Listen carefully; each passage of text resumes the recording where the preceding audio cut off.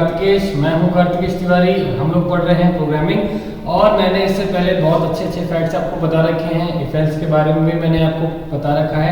आज हम लोग पढ़ेंगे टर्नरी ऑपरेटर, जो कि मैंने अपने ऑपरेटर वाले कंसेप्ट में छोड़ा था। क्यों छोड़ा था बताया था आपको कि जब इफ एल्स पढ़ाऊंगा तो इसको समझाऊंगा। आज जानते हैं कि टर्नरी ऑपरेटर होता क्या है। अगर देखा जाए तो इफ एल्स और टर्नरी ऑपरेटर में चोरी दामन का साथ है, दोनों एक दूसरे के पूरक हैं। कैसे समझेंगे आज इसको समझाते हैं। टर्नरी ऑपरेटर से आप इफ एल्स में पहुंच सकते हो, इफ एल्स से भी आप टर्नरी ऑपरेटर में पहुंच सकते हो। It is very easy. आज जाते हैं टर्नरी ऑपरेटर, पहले देखते हैं होता क्या।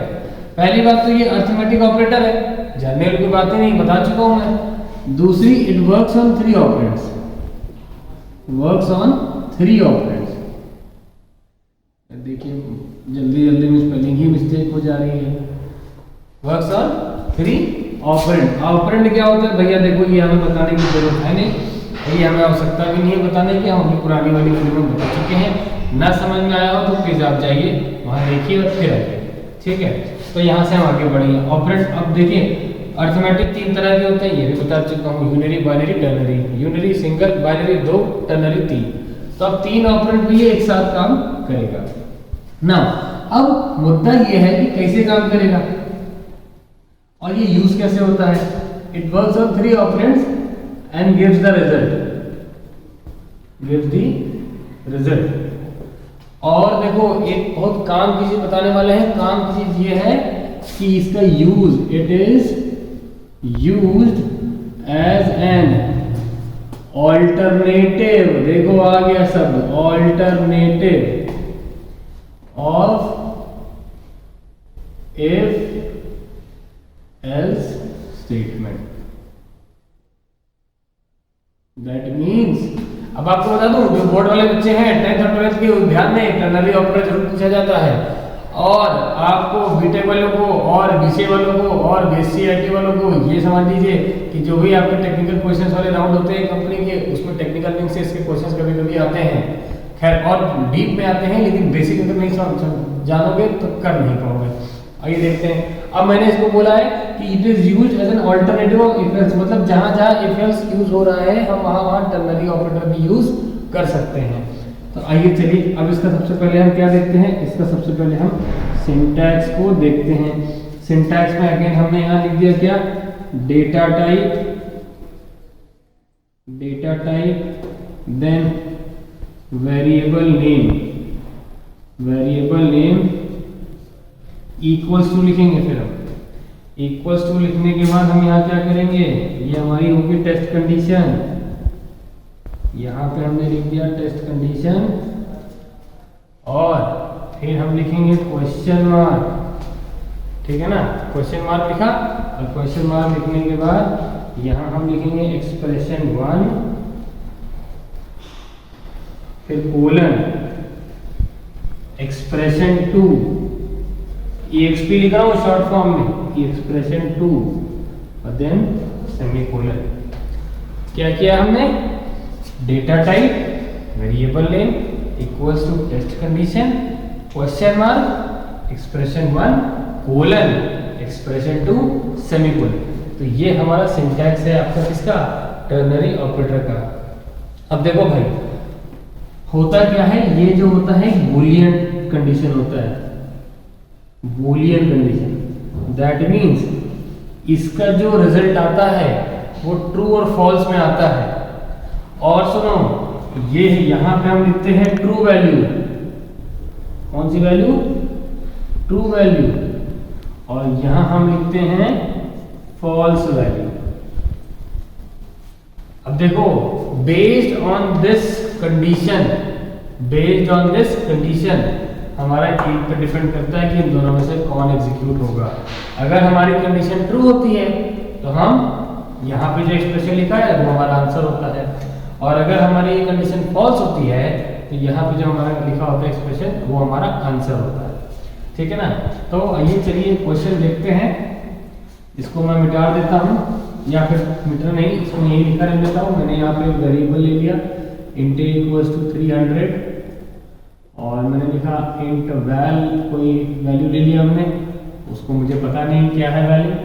फिर मैंने इसको लिखा int z equals to val plus a greater than equals to 1750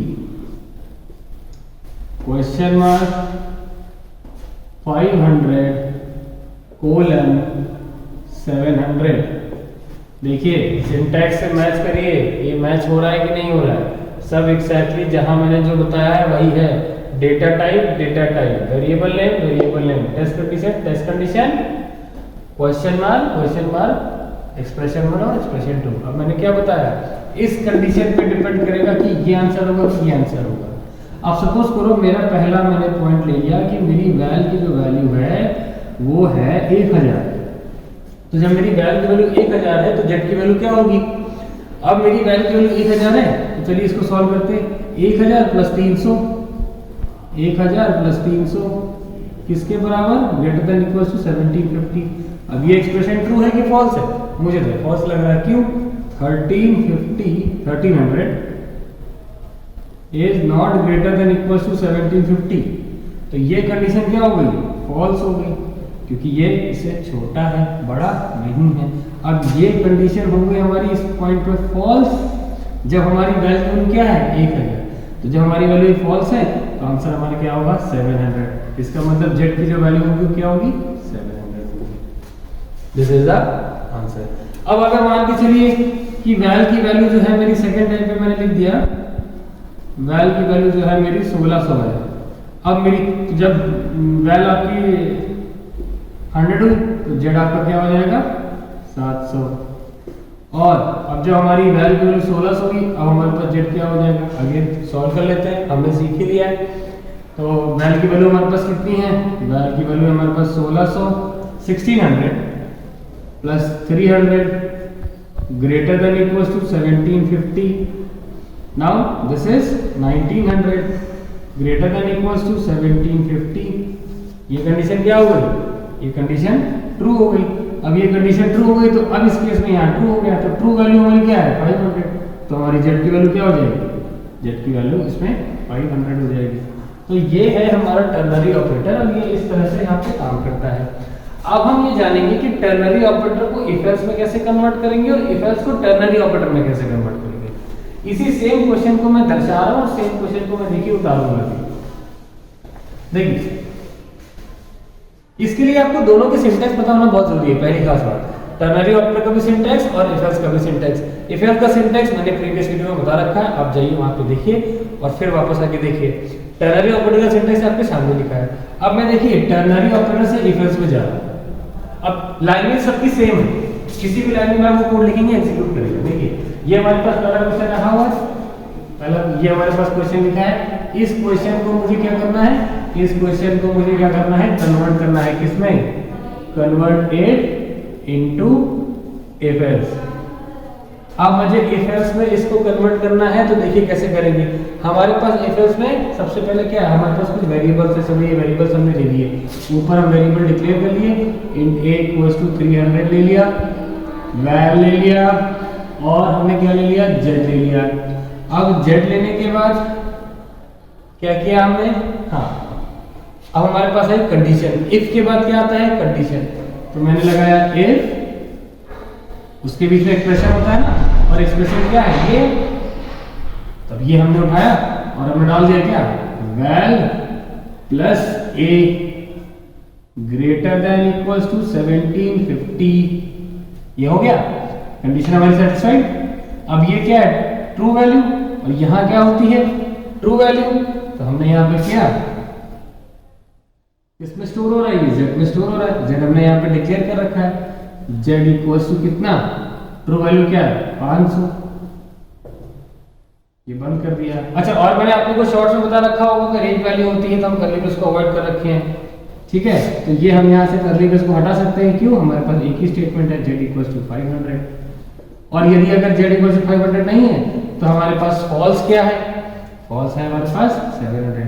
तो जेड इक्वल्स टू 700।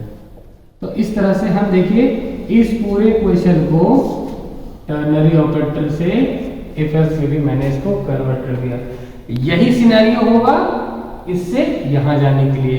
आपको पता क्या होना चाहिए? सिंटैक्स। अगर आपको सिंटैक्स पता है तो आप कोई वैल्यू उठा के कहीं पे रख लीजिए।